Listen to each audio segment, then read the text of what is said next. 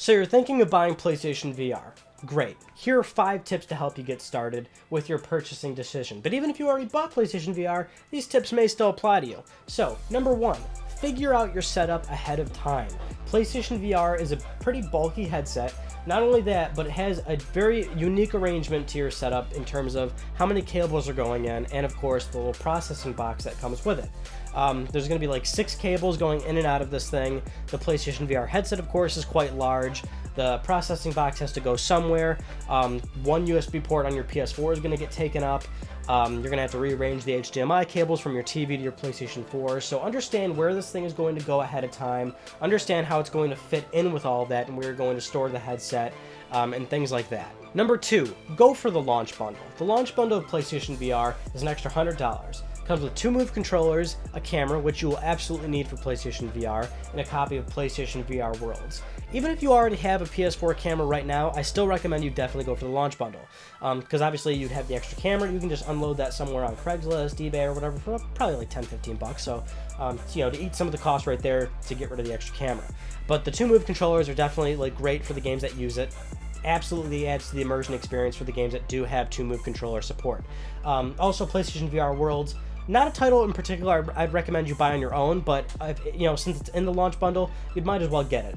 The PlayStation VR Worlds is actually it's a great way to, start to feel the content of VR. Since this is going to be your first virtual reality headset, probably, it'll be a great way for you to sort of sample different pieces of VR in small bite-sized forms. So unless you already have 2 Move controllers and the cameras, that's where it's like you don't need the launch bundle, because at that point you're only missing out on PlayStation VR Worlds and 2 brand new Move controllers with brand new lithium-ion batteries in it, but that's negligible if you really need those. Number 3, don't buy any games ahead of time when you go to the store to buy PlayStation VR or when you place an order online. However you want to buy the thing, do not buy any games. Just get the headset, bring it home. It comes with that very precious, very important demo disc. It comes with 18 games on it, and if you did go for the launch bundle, you're going to be getting PlayStation VR Worlds as well, so that's a game right there where you can kind of enjoy, different experiences, like I said. But you definitely want to get that demo disc. That's very important. You're going to get to sample a lot of different things in VR, and more importantly, if you don't know this, you need to know about your level of tolerance with motion sickness.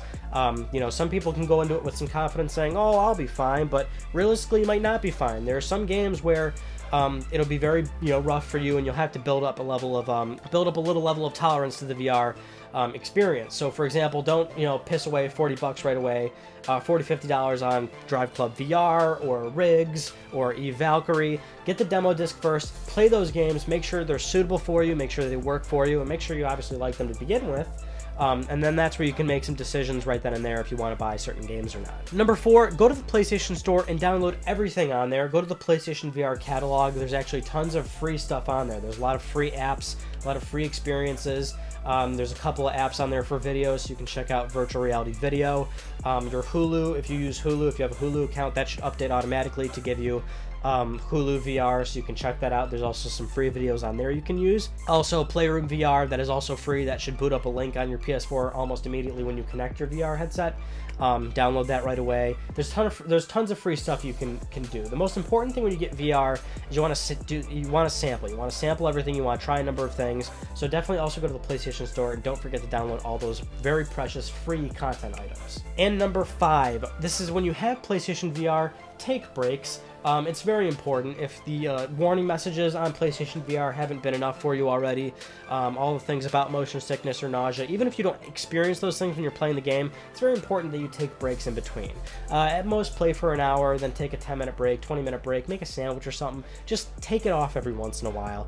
Don't do it like your regular play sessions of Skyrim or Grand Theft Auto where you're playing for upwards of 5-6 hours. Definitely take it off periodically within every hour or so. This will get your body adjusted to VR and make sure that it doesn't do any sort of detrimental effects to you.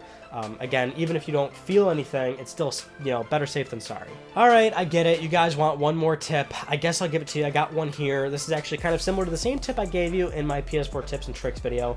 But yes, you can absolutely do virtual reality porn if you want to. Now, I'm not going to be that guy that tells you how to do it. You're a big boy, you can go to Google and Google it on your own, but absolutely, you can make it work. Anyway, that's about all I have for you in this video. Thank you all for watching. And if you aren't already subscribed, subscribe for PlayStation news, reviews, let's plays, all that good stuff.